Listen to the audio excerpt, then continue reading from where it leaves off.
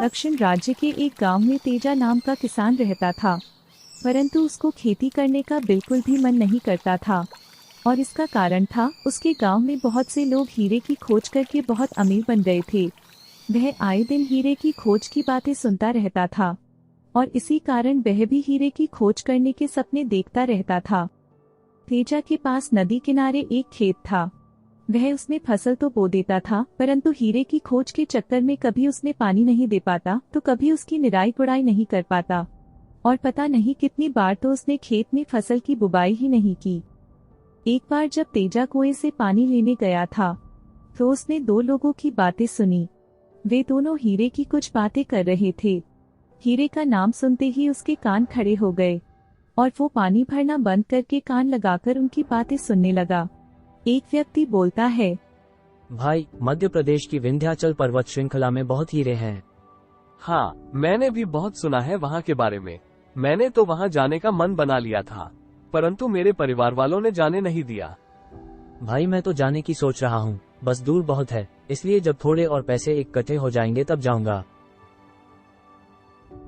इतना सुनते ही तेजा को पानी भरने की कोई सूझ नहीं पड़ी, बल्कि वह तो मन ही मन बस हीरे के लिए पागल हुआ जा रहा था।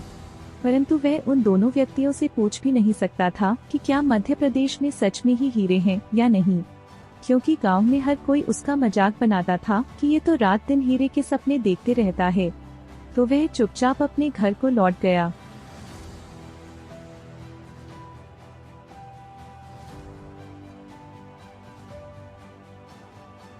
क्यों ना मैं अपना खेत बेच दूं और फिर मेरे पास बहुत पैसे हो जाएंगे। फिर मैं मध्य प्रदेश चला जाऊंगा, क्योंकि वहां जाने में तो पैसे भी बहुत लगेंगे और पता नहीं कितने दिन लगे मुझे वहां हीरे ढूंढने में। और अगले ही दिन वो अपने मित्र राजू के पास गया।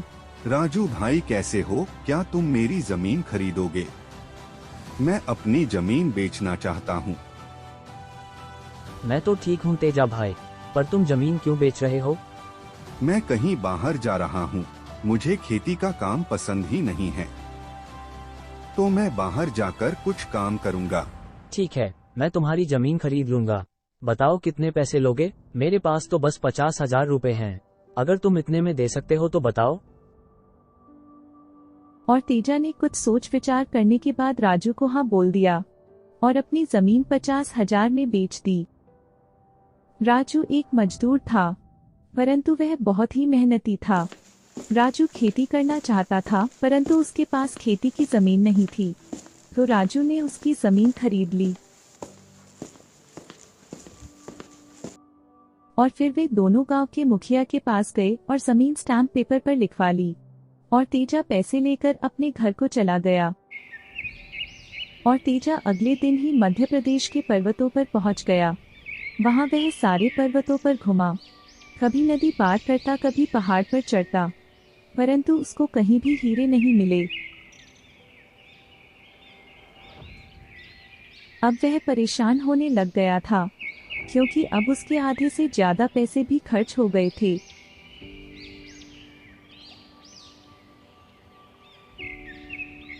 उसने पहाड़ों के हर जंगल, हर नदी नाले में हीरे की खोज करनी चाहिए, परंतु उसे सफलता नहीं मिली। दरअसल तेजा कम मेहनत करके जल्दी अमीर बनना चाहता था। फिर कुछ दिनों बाद वो एक नदी किनारे पहुंचा, परंतु अब वो हिम्मत हार चुका था।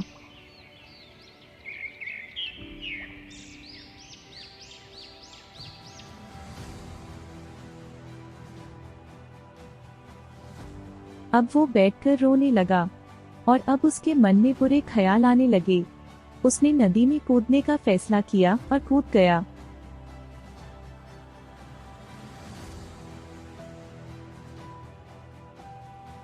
उधर राजू ने जो खेत तेजा से खरीदा था, उसने धान की बुवाई की थी। उसने फसल की अच्छी देखभाल की, समय पर पानी दिया, खाद दिया, निराई गुड़ाई की, तो राजू के खेत में बहुत अच्छी फसल तैयार हो गई। जब फसल तैयार हो गई तब राजू ने फसल काट ली और अब राजू फिर से नई फसल बोने के लिए अपने खेत की जुताई करने जाता है।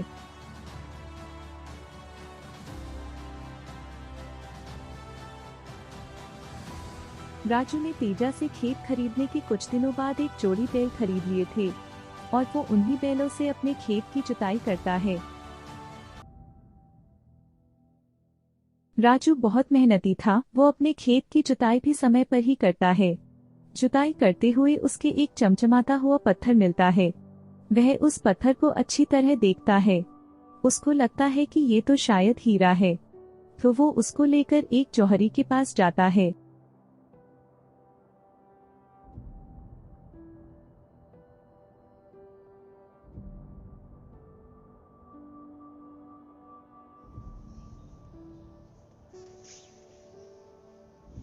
तुम कौन हो?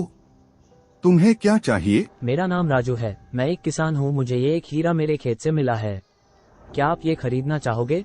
हीरा बहुत ही कीमती था। हाँ, मैं इसके 5 लाख रुपए दे सकता हूँ। जौहरी दूर की नजर से ही पहचान जाता है और बहुत थोड़ी कीमत लगाता है। ठीक है, आप मुझे 5 लाख रुपए ही दे दीजिए। मैं 5 लाख रुपए में ही बेचने को तैयार हूँ। और राजू ने वो हीरा 5 लाख रुपए में बेच दिया। तेजा एक लालची व्यक्ति था, जबकि राजू एक मेहनती व्यक्ति है, इसलिए ही राजू को उसकी मेहनत का फल मिल गया, जबकि तेजा ने अपना यही खेत हीरे के चक्कर में बेच दिया था। इस कहानी से हमें शिक्षा मिलती है कि हमें कभी भी लालच नहीं करना चाहिए। ऐसी ही कहानियों के लिए हमारे चैनल को सब्सक्राइब करें और वीडियो को लाइक करें।